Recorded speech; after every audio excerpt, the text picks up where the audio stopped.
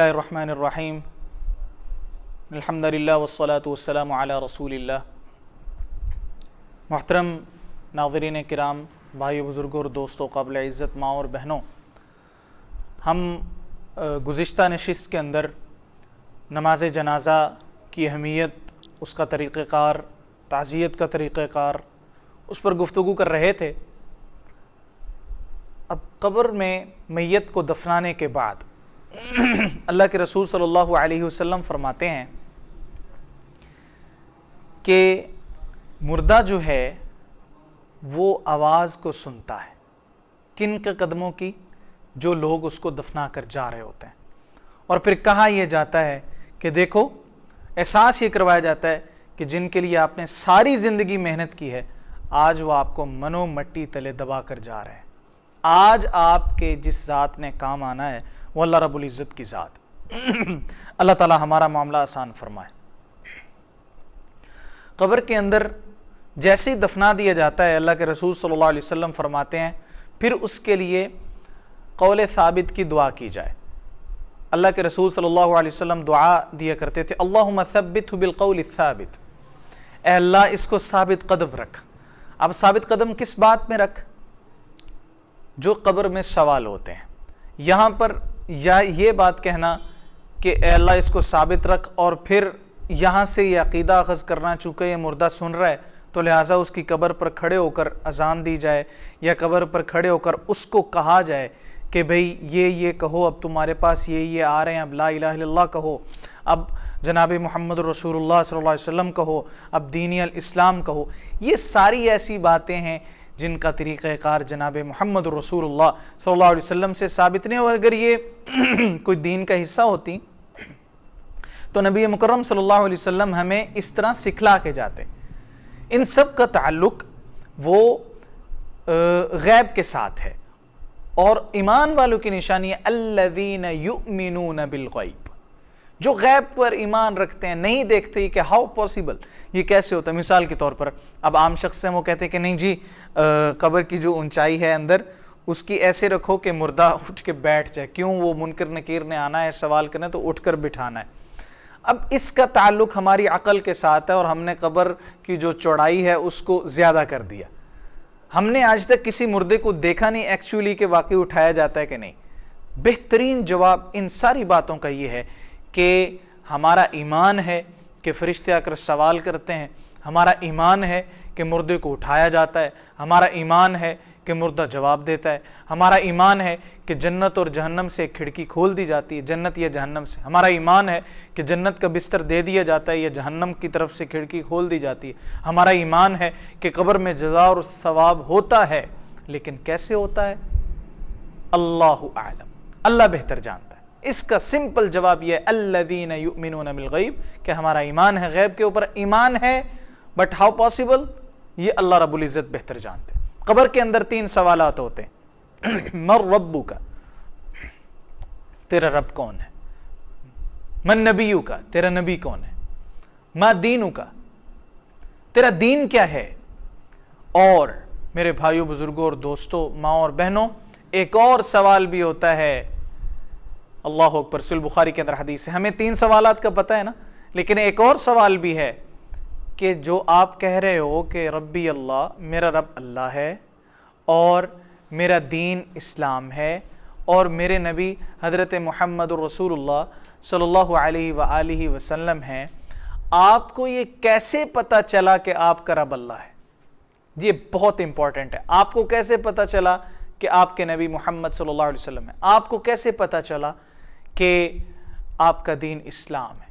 تو اگر یہ جواب ہوا کہ لوگ کہتے تھے کہ میرا رب اللہ ہے، لوگ کہتے تھے کہ میرا نبی محمد رسول اللہ صلی اللہ علیہ وسلم ہیں، لوگ کہتے تھے کہ دین اسلام ہے، تو میں بھی کہنے لگ گیا، تو یہ تینوں سوال غلط ہو جائیں گے۔ صحیح تب ہوگا کہ جب یہ کہا جائے گا کہ میں نے قرآن پڑھا، میں نے جناب محمد رسول اللہ صلی اللہ علیہ وسلم کی حدیث پڑھی، میں نے اسلام کا مطالعہ کیا، اور پھر مجھے پتہ چلا کہ رب اللہ ہے، معبود اللہ ہے، مشکل کشا اللہ ہے۔ اس کا مطلب یہ ہے کہ میرے بھائیوں، بزرگوں اور دوستوں، علم دین کا حاصل کرنا ہر مسلمان مرد عورت پر فرض ہے۔ ضروری ہے. یہ جواب نہیں کام آئے گا کہ لوگ کہتے تھے تو اس لیے میں نے کہا. یہ جواب دینا ضروری ہے. صحیح البخاری کے اندر حدیث ہے کہ چوتھا سوال یہ ہوگا. اللہ تعالی ہمیں چاروں کے چاروں سوالات میں کامیاب فرمائے. ایک طریقے سے ہم سوالات سے بچ سکتے ہیں. اللہ کے رسول صلی اللہ علیہ وسلم نے فرمایا کہ جو شخص رات کو سوتے وقت سورۃ الملک اور سورۃ حامیم السجدہ، سورۃ السجدہ کی تلاوت کرتا ہے، سورۃ السجدہ، سورۃ الملک اور سورۃ السجدہ جو کہ 21ویں سپارے کے اندر ہے، یہ دونوں صورتیں پروٹیکشن لیئر کا کام کریں گی، پروٹیکٹیو لیئرز کا، منکر نکیر اور اس مردے کے سامنے. صورتیں کہیں گی یا اس سے حساب لے لو یا اس کے ساتھ ہمیں بھی جہنم میں ڈال دو. اللہ اکبر. اللہ تعالیٰ ان دونوں صورتوں کی سفارش کو قبول فرمائیں گے اور اس بندے کو جنت کا داخلہ نصیب فرما دیں گے. تو لہٰذا رات کو سوتے وقت ہمیں سورۃ الملک اور سورۃ السجدہ کی تلاوت ضرور کرنی چاہیے. قبر میں یہ سوالات ہوں گے. اللہ تعالیٰ ہم سب کے لیے یہ سوالات آسان فرمائے. اب اس سے آگے ایک اور بات آتی ہے، یہ بھی عقلی طور پر ہے کہ عذاب قبر ہوتا ہے یا نہیں. کیا مردے کو جزا اور ثواب یہاں پر ہوتا ہے یا کیا ہوتا ہے؟ میرے بھائیو، اللہ تعالیٰ نے اس دنیا میں مختلف جہان بنائے. ایک جہان ہے جس کو عالم ارواح کہا جاتا ہے، جہاں پر ابھی پیدائش نہیں ہوتی. ایک ماں کے پیٹ کا جہان ہے، ایک دنیا کا جہان ہے، ایک برزخ کا جہان ہے اور ایک آخرت کا جہان ہے جس کو عالم آخرت. یہ مختلف جہان ہے. ان ہر جہانوں کی مختلف قسم کی زندگیاں ہیں. ہمیں عالم ارواح کے جہان کا پتہ ہے. عالم ارواح میں جسم نہیں ہوتے، روحیں ہوتی ہیں. ماں کے پیٹ کا جہان کا پتہ ہے کہ ماں کے پیٹ میں بندہ سنتا نہیں ہے، سنتا ہے تو سمجھ نہیں آتی، بول نہیں سکتا، اس کا غذا کا لیول اور ہوتا ہے، اس کی دنیا اور ہوتی، اس کا جہان اور ہوتا ہے.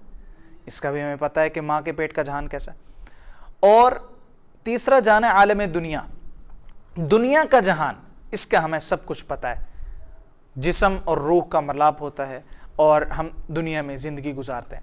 اب آگے شروع ہوتا ہے عالم برزخ یا عالم قبر. اس جہان کا ایکچول اسی کو پتہ ہے کہ جو اس جہان میں چلا جاتا ہے. اس کے بارے میں قرآن مجید نے ہمیں جتنا بتلایا ہے ہمیں اسی پر یقین کرنا چاہیے. عالم برزخ کے بارے میں، عالم برزخ کے بارے میں ہمیں یہ پتلا ہے کہ علیین اور سجین کیا چیزیں ہیں. جب عالم دنیا سے انسان کا تعلق ٹوٹ جاتا ہے تو محدثین اور مفسرین اس بات پر متفق ہیں جسم جہاں کا ہے وہاں رہ گیا. مٹی کا تھا، مٹی میں رہ گیا. اور روح جہاں کی ہوگی جہاں، وہاں چلی جائے گی. لیکن روح اور جسم کا آپس میں کانٹیکٹ ضرور رہے گا.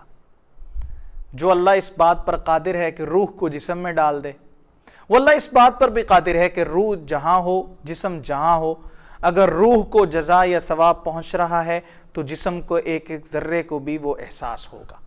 یہاں تک تو ہمیں بات سمجھ آتی ہے. علیین اور سجین یہ دو مقامات ہیں جو سورۃ المطففین میں بیان کیے. علیین وہ مقام ہے جہاں پر نیک لوگوں کی روحیں، سجین وہ مقام ہے جہاں پر بد لوگوں کی روحیں ہیں. اب یہ کہاں پر ہے؟ اس کی حدیث وضاحت کرتی ہے. معراج کی رات اللہ کے رسول صلی اللہ علیہ وسلم جب گئے، پہلے آسمان کے اوپر حضرت آدم سے ملے. دائیں طرف دیکھتے ہیں تو وہ سایوں کو دیکھ کر خوش ہوتے ہیں، بائیں طرف دیکھتے ہیں تو سایوں کو دیکھ کر روتے ہیں. تو اللہ کے رسول صلی اللہ علیہ وسلم کے استفسار پر حضرت جبرائیل نے فرمایا یہ حضرت آدم کی اولاد کی نیک روحیں ہیں جو دائیں طرف ہیں. جب اس طرف دیکھتے ہیں تو خوش ہوتے ہیں، اور بائیں طرف یہ بد اولاد کی روحیں ہیں، جب اس طرف دیکھتے ہیں کہ جو کہ جہنم میں جانے والی ہیں تو روتے ہیں. تو موسٹ پروبیبلی اس حدیث سے یہ ثابت ہوتا ہے کہ یہ جو علیین اور سجین ہیں یہ مقام پہلے آسمان کے اوپر ہیں جہاں پر روحیں موجود ہیں. اب ان کا آپس میں کانٹیکٹ کیا ہے، عذاب اور ثواب، یہ ساری کی ساری باتیں علم غیب کے متعلق ہیں. اور ہمارا مومنین کا یہ ہونا چاہیے الذین یؤمنون بالغیب. اللہ سے دعا ہے کہ اللہ تعالی ہمیں اللہ کے رسول صلی اللہ علیہ وسلم کی وہ حدیث جو بے شک ہماری سمجھ میں نہ آئے ہمیں اس پر بھی یقین کرنے کی توفیق نصیب فرمائے. اب آج ہم اس کے ساتھ ایڈ کرتے ہیں جنازہ اور تعزیت کی دعا بما ترجمہ. جنازے کی دعا یہ ہے جو کہ ہمیں اکثر مسلمانوں کو نہیں پتا، وہ یہ ہے اللہم اغفر لہ ورحمہ. اگر تم مرد ہے سامنے تو ہو کہنا ہے اللہم اغفر لہ ورحمہ، اور اگر عورت ہے تو یہ ہو جو ہے یہ ہا الف ہا بن جائے گا. اللہم اغفر لہا ورحمہا، اللہم اغفر لہ वरहमहु, اے اللہ اس کو معاف کر دے، اس پر رحم کر، وعافہ واعف عنہ، اس کو معاف کر دے، واکرم نزلہ، اس کی بہتر مہمان نوازی کر، ووسع مدخلہ، اس کی قبر کو کھلا کر دے، واغسلہ بالماء والثلج والبرد، اور اس کو پانی ٹھنڈے تازہ کے ساتھ غسل دے، وَنَقِّهِ مِنَ الْخَطَايَا، کس بات سے غسل دے؟ اور اس کو برائیوں سے ایسے دھو دے، گناہوں سے پاک کر دے جس طرح سفید کپڑا جو ہے میل کچیل سے پاک کیا جاتا ہے، كَمَا يُنَقَّى الثَّوْبُ الْأَبْيَضُ مِنَ الدَّنَسِ وَأَبْدِلْهُ دَارًا خَيْرًا مِنْ دَارِهِ، دنیا میں جو اس کا گھر تھا جنت میں اس کو اچھا گھر دے، وَأَهْلًا خَيْرًا مِنْ أَهْلِ، جنت کے اندر اس کو اچھے اہل دے، وَزَوْجًا خَيْرًا مِنْ زَوْجِهِ، اس کو اچھا نعم البدل عطا فرما، وَأَدْخِلْهُ الْجَنَّةَ الْفِرْدَوْسِ، اس کو جنت میں داخل کر دے۔ یہ ایک دعا ہے، میں دوبارہ ریپیٹ کرتا ہوں، اللہم اغفر لہ وارحمہ وعافہ واعف عنہ واکرم نزلہ ووسع مدخلہ واغسلہ بالماء والثلج والبرد ونقه من الخطايا كما ينقى الثوب الأبيض من الدنس اللهم أبدله دارا خيرا من داره وأهلا خيرا من أهله وزوجا خيرا من زوجه وأدخله الجنة الفردوس۔ ایک اور دعا ہے، اللهم إنه عبدك وابن عبدك وابن أمتك كان يشهد أن لا إله إلا أنت ربه وأنت خلقته وأنت هديته للإسلام وأنت قبضت روحه وأنت تعلم سره وعلانيته اللهم إن كان حسنا فزد في حسناته وإن كان مسيئا فتجاوز عن سيئاته وَأَدْخِلْهُ الْجَنَّةَ الْفِرْدَوْسِ۔ آخری دعا کا ترجمہ یہ ہے، یہ ضرور یاد کریں کہ اللہ یہ تیرا بندہ تھا، یا اللہ یہ تیرے بندے کا بندہ، یعنی کہ اس کے والدین بھی مسلمان تھے، یا اللہ یہ گواہی دیتا تھا، یا اللہ تو نے اس کو پیدا کیا، یا اللہ تو نے اس کو اسلام کی ہدایت دی، یا اللہ آپ نے ہی اس کو توحید کی ہدایت دی، آپ نے ہی اس کی جان کو قبض کیا اور آپ ہی اس کے جلوت اور خلوت کے بارے میں جانتے، یا اللہ اگر یہ اچھا تھا اس کی نیکوں میں اضافہ کر دے، یا اللہ اگر یہ برا تھا تو اس کی غلطیوں کو معاف کر دے اور اس کو جنت کا داخلہ نصیب فرما دے۔ یہ جنازے کی اہم دعائیں جو ہمیں یاد نہیں ہیں۔ تعزیت کی دعا یہ ہے، اعظم اللہ اجرک واحسن عزاک وغفر لمیتک۔ دعا کیا ہے؟ اعظم اللہ اجرک واحسن عزاک وغفر لمیتک۔ اسی طرح ہمارے معاشرے میں دیکھنے میں آیا ہے کہ عام طور پر لوگ اس شخص کو تب معاف کرتے ہیں کہ جب وہ اس دنیا سے چلا جاتا ہے، یعنی کہ ایک شخص اپنی معافی کی قیمت اپنی موت کے بدلے میں عطا کرتا ہے۔ میرے بھائیوں، بزرگوں، ماں اور بہنوں، غلطیاں سب سے ہو جاتی ہیں، بہتر یہ ہے کہ اس کی زندگی میں ہی صلح اور صفائی کر لی جائے، اس کی زندگی میں ہی اگر ہم نے زیادتی کی ہم اس سے معافی مانگ لیں، اور اگر اس نے زیادتی کی تو اس کو معاف کر دیں۔ اور یہ بھی معاشرے میں دیکھنے میں یہ اچھی بات ہے، لیکن میں یہ کہتا ہوں کہ یہ پہلے ہی معاملہ ہو جانا چاہیے تاکہ ہمیں پچھتاوا نہ ہو۔ لیکن یہ بھی اچھی بات ہے کہ لوگ اس وقت کہہ دیتے ہیں کہ جی آج جو کچھ بھی اس نے زیادتی کی میں نے معاف کیا۔ یہ ہمارے معاشرے میں اچھی روایت ہے، لیکن یہ تھوڑی دیر پہلے ہونی چاہیے۔ قرآن مجید کہتا ہے وَالْكَاظِمِينَ الْغَيْظَ وَالْعَافِينَ عَنِ النَّاسِ، لوگوں کو معاف کر دینے والے، غصے کو پی جانے والے، یہی لوگ اصل میں احسان کرنے والے ہیں۔ اللہ تعالی ہم سب کو حقوق العباد پورے کرنے کی توفیق نصیب فرمائے۔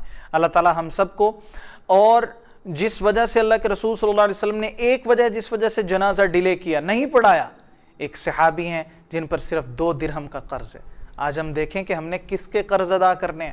ہمارے معاشرے میں عام طور پر یہ ہوتا ہے، او جی دے دیں گے جی، وہ کون سا ہم بھاگے جا رہے ہیں بھائی، ہم بھی دے دیں گے آپ کو، کیا ہوا صبر کر لو یار، ابھی ہمارے پاس پیسے نہیں، حالانکہ ہوتے ہیں۔ تو لہٰذا ہمیں اس معاملے میں کانشیس رہنا چاہیے۔ اللہ کے رسول صلی اللہ علیہ وسلم نے، جس طرح کہ میں نے پہلے بھی بیان کیا تھا، کہ مقروض کا جنازہ نہیں پڑھایا تھا، تو لہٰذا اگر کوئی تھوڑا بہت کسی کا قرض ہم پر رہ گیا تو ہم مانگ لیں تو ٹھیک ہے اس کے ورثاء سے، لیکن معاف کر دیں تو یہ سب سے زیادہ بہتر ہے۔ اسی طرح ایک اور بھی دیکھنے میں معاشرے میں کہ جب میت فوت ہو جاتی ہے تو اس کے قبر کے پاس بیٹھ کر قرآن مجید پڑھا جاتا ہے، سورۃ البقرہ یا سورۃ یاسین کی تلاوت کی جاتی ہے، یہ ایسے امور ہیں جن کا سنت کے ساتھ تعلق نہیں۔ سادہ سی بات یہ ہے کہ جس ذات پر یہ قرآن مجید نازل ہوا ہے، کیا اس ذات نے کبھی ایسا کام کیا ہے؟ کیا اس ذات نے کبھی یہ ایسا کام کرنے کی ترغیب دی ہے؟ ہمیں وہ کام وہاں پر کرنے چاہیے کہ جو سنت ہیں۔ قبر کے اوپر دعا کرنا میت کے لیے، میت کی مغفرت کے لیے دعا کرنا، یہ مسنون ہے۔ اسی طرح ایک اور بات آئی ہے، وصیت۔ ایک تو یہ ہے کہ بندہ اپنی وصیت لکھ کر رکھ جائے تو اس کی وصیت پر عمل ہونا چاہیے۔ دوسرا یہ ہے کہ بعض اوقات ایک شخص جو ہے وہ اپنے فوت ہونے سے پہلے اپنی جائیداد صرف ایک اولاد میں سے بھی کسی ایک کو دے کر چلا جاتا ہے۔ شریعت اسلامی کے لحاظ سے یہ بالکل ٹھیک نہیں ہے، یہ اس کا کام ٹھیک نہیں ہے۔ ورثاء کا حق ہے اس بندے کی جائیداد میں۔ ہاں، وہ بندہ، وہ شخص جو ہے وہ اپنے ثلث یعنی کہ 1/3 1/3 مال کی وصیت کر سکتا ہے کہ میرا 1/3 جو مال ہے، یعنی کہ پوری جائیداد میں سے 1/3 جو مال ہے اس کے بارے میں وصیت کر سکتا ہے کہ اس کو دے دینا، مدرسے میں دے دینا، مسجد میں دے دینا، لیکن پورے کے پورے مال کی خاص اسپیسیفک وصیت نہیں کر سکتا، وہ ورثاء میں تقسیم ہوگا۔ اسی طرح ہمارے معاشرے میں آج کل ایک سسٹم آ گیا عاق کر دینا، اولاد کی نافرمانی کی وجہ سے۔ یہ کام بالکل جائز نہیں ہے اسلام میں۔ اسلام نے ایک حق دیا ہے اولاد کو۔ میں اس حوالے سے کہہ رہا ہوں کہ یہ شریعت اسلامیہ ہے، اس کا میرے اور آپ کی دیکھیں، اب انبیاء کے بیٹے بھی نافرمان تھے۔ حضرت نوح علیہ السلام کا بیٹا تھا، لیکن جائیداد میں ڈیفینیٹلی حق، لیکن وہ تو غرق ہو گیا۔ نبی مکرم صلی اللہ علیہ وآلہ وسلم کے دور میں یا صحابہ کرام کے دور میں کئی واقعات ایسے ملتے ہیں، لیکن عاق کرنے کا کہیں بھی ثبوت نہیں ہے۔ تو لہٰذا ہمیں عاق کرنے سے بچنا چاہیے، یہ شریعت اسلامیہ کی روح کے خلاف ہے، اور جو شریعت نے حق دیا ہے بیٹے کو، وہ وارث کو وہ ملنا چاہیے، اور تمام ورثاء میں جو جو اس کا حصہ بنتا ہے تقسیم ہونا چاہیے۔ اور خصوصاً جو ہمارے معاشرے میں جو خاص طور پر دینی طبقہ میں بات آ گئی ہے کہ ایک تو بہنیں اپنا حصہ مانگتی نہیں ہیں اور بھائی دیتے نہیں ہیں، اور اگر بہنیں مانگ لیں تو بھائی غصہ کر کے بیٹھ جاتے ہیں۔ سب سے پہلا بہنوں کا حق یہ ہے، اور ہمارے معاشرے میں یہ بھی دیکھنے میں آیا ہے کہ بعض اوقات جہیز کی صورت میں کہہ دیا جاتا ہے لو جی یہی آپ کا حصہ ہے، اب آپ ہم سے حصہ نہ مانگے۔ یہ بالکل غلط ہے۔ آپ نے اگر اپنی بیٹی کی بہن کی خدمت اس وقت کرنی ہے تو وہ علیحدہ کریں کہ بیٹا یہ آپ کا شادی کا حق ہے، لیکن وراثت میں آپ کا حصہ موجود ہے۔ حقوق العباد کا ہمیں خیال رکھنا چاہیے۔ ہم نمازیں بھی پڑھتے ہیں، حج بھی ادا کرتے ہیں، لیکن کئی خاندانوں کو میں نے دیکھا ہے کہ وہ بہنوں کے حقوق ادا نہیں کرتے، اور پھر کیس کرنے پڑتے ہیں بہنوں کو۔ اللہ تعالیٰ مجھے اور آپ کو عمل کی توفیق نصیب فرمائے، سارے کے سارے کام سنت کے مطابق کرنے کی توفیق نصیب فرمائے۔ اقول قولی ھذا استغفر اللہ لی ولکم، والسلام علیکم ورحمۃ اللہ وبرکاتہ۔